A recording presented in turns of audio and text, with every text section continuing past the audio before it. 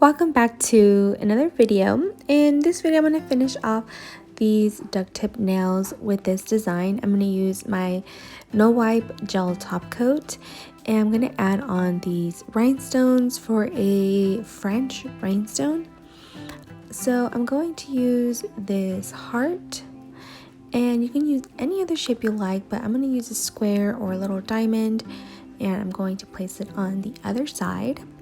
You can also do a little flower there if you would like to as well. I think that would make it really cute.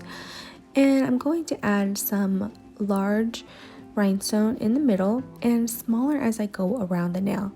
And I'm just going to try to follow the French shape as much as I can. And for this design, I really wanted to do something that I would actually wear on myself that I know would look really cute, really any shape that it is, but especially since these nails are kind of exaggerated, I wanted something that I know would stand out and just look really cute. So I'm going to fill in the center of the nail, and I'm going to do little sections. And the nice thing about working with this gel is I really get to work and it's not going to get sticky because it's a no wipe top coat. So I really like using this instead of using like a builder gel. I got this top gel recently, and I also got a new acrylic flower brush. I think it's a size 4 brush, and I got it from my local nail supply store. So you will be seeing me do an acrylic flower as well. So I'm just going to go ahead and finish up the rest of this nail with the rhinestones.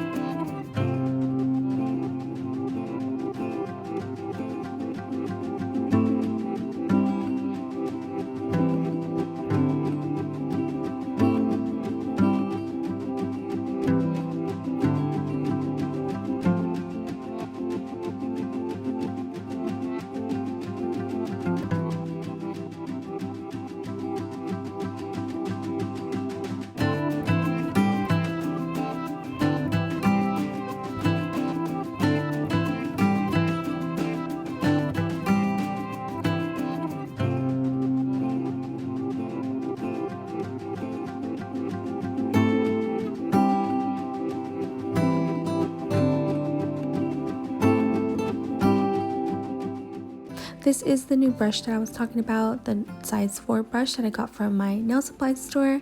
I'm using the Young Nails Core White, and I wasn't really sure how I was going to do a flower because this nail is pretty small, and this bead was too big, but I just kind of kept going. So this flower just kind of made itself in a way. So yeah, I'm gonna continue doing the flower, and I really like this brush. I'm not sure if there was any smaller ones, but I would like to get a smaller one if there is one, but the size 4 is kind of perfect because you can still use it when you're working with small nails like this. So I'm just gonna make sure that the bead is a little bit moldable.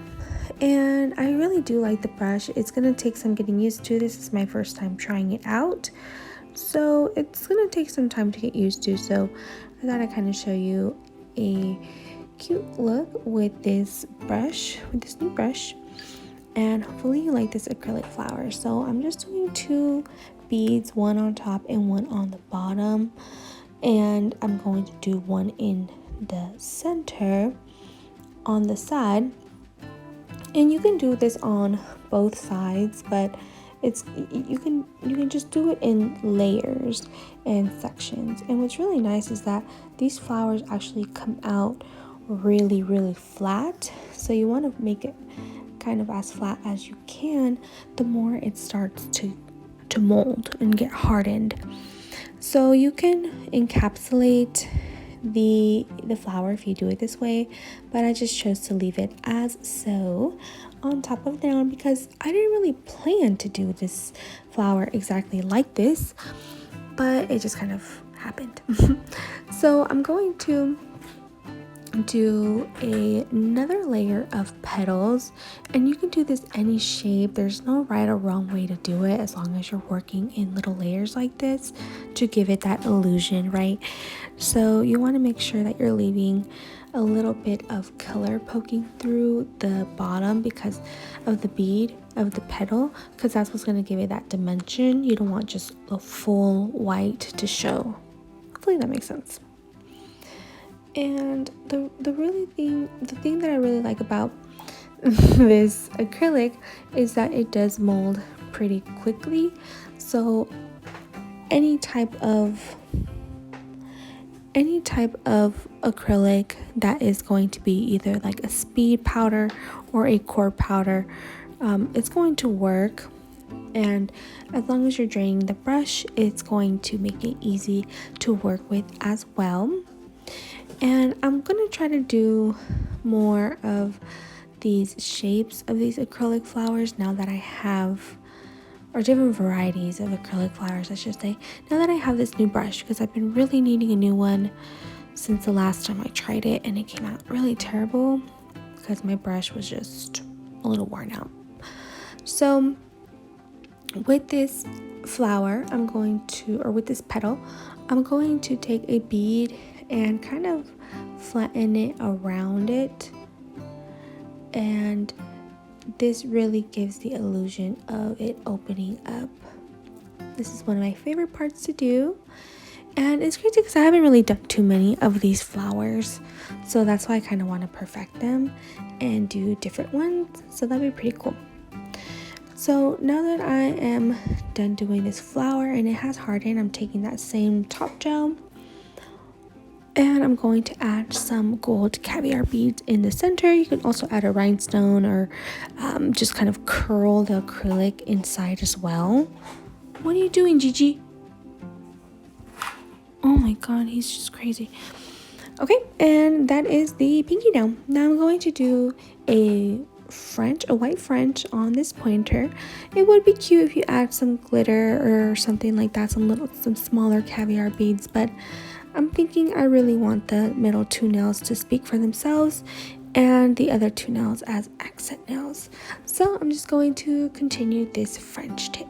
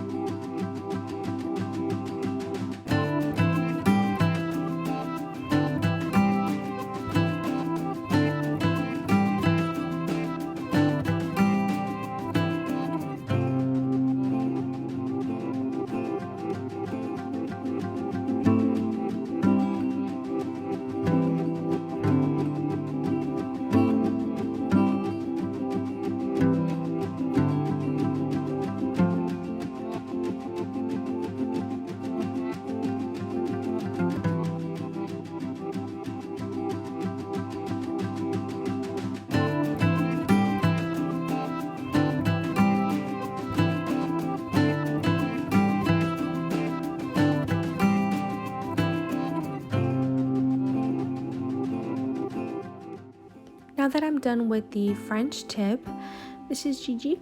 Now that I'm done with the French tip, I'm going to use this Beetles Builder Gel, which I recommend for any type of line work because it's going to really smooth out the nail and you're not going to see too much of texture or the difference in texture when you're feeling the nail and looking at the shine. So this is really going to encapsulate it without leaving it too thick. And once I'm done encapsulating that French tip, I'm going to use my top coat and I'm going to top coat my nails.